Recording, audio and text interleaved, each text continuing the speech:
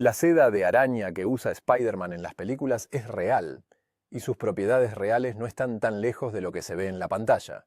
Lo que no es tan sencillo es conseguirla. Un grupo de personas tardó 3 años en tejer una sola prenda con la seda de más de 1 millón de arañas vivas. Y ese ni siquiera es el dato más raro. Llevamos casi 3 décadas intentando fabricar esa misma seda en un laboratorio, gastando cientos de millones de dólares, y todavía no lo logramos a la escala que hace falta. La salvedad está en cómo se mide esa resistencia. La frase que se repite en cualquier nota de divulgación es más resistente que el acero. Comparada gramo por gramo, con el mismo peso, es verdad. La seda de araña aguanta más tensión que el acero antes de romperse. Pero esa frase, dicha así, esconde la parte más interesante de la historia. Lo que hace especial a la seda de araña no es solamente la resistencia. Es la combinación con algo que el acero no tiene: elasticidad. Un hilo de seda de araña puede estirarse 1/3 o más de su largo original antes de cortarse, mientras que el acero apenas se deforma un poco antes de partirse. Esa mezcla de aguantar mucha fuerza y estirarse mucho al mismo tiempo le da a la seda una propiedad todavía más importante que la resistencia sola: la capacidad de absorber la energía de un golpe sin romperse. Por eso, una tela de araña puede frenar en seco a un insecto volando a toda velocidad sin cortarse, algo que ni el acero ni la fibra sintética que usan los chalecos antibalas logran igual de bien. Con una propiedad así, la idea obvia apareció rápido. Si pudiéramos fabricar esa seda en cantidad industrial, tendríamos un material revolucionario, liviano y flexible, para prácticamente todo, desde ropa hasta piezas de avión.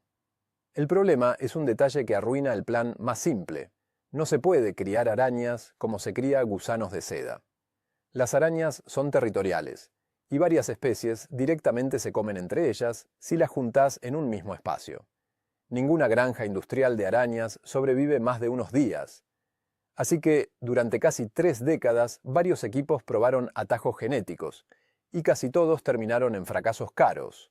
Un caso extremo: una empresa modificó genéticamente cabras para que produjeran la proteína de la seda de araña en su propia leche.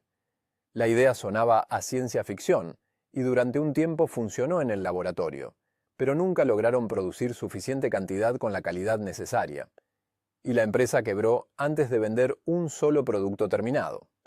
Años después, otra empresa insertó ese mismo tipo de gen en levadura, la misma que se usa para hacer pan o cerveza, y logró levantar más de 100 millones de dólares de inversión con la promesa de ropa hecha de seda de araña de laboratorio.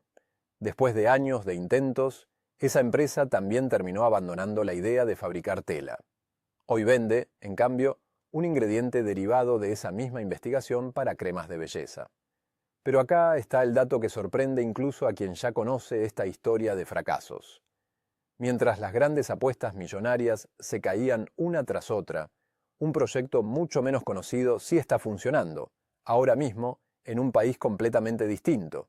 En vez de arañas ni cabras, un equipo modificó genéticamente el gusano de seda tradicional, el mismo que se usa hace miles de años para fabricar seda común, para que teje directamente el hilo de una araña en lugar del suyo propio. Y a diferencia de los intentos anteriores, este sí llegó a producir telas de verdad, en cantidad creciente, con una fábrica funcionando ya mismo. Todavía es chico, todavía no reemplaza nada a gran escala. Pero es la primera vez que alguien le saca el problema de fondo a esta historia. No hace falta la araña, solo hace falta su instrucción genética, metida en un animal que sí se deja criar en masa.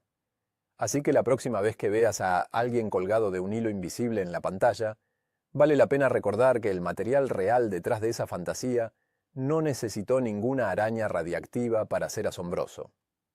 Necesitó, eso sí, casi 3 décadas de intentos fallidos, cientos de millones de dólares quemados, y una idea bastante más simple de lo que parecía, para recién ahora empezar a acercarse a algo parecido a funcionar de verdad. Bit Científico. Historias que explican por qué el presente es como es.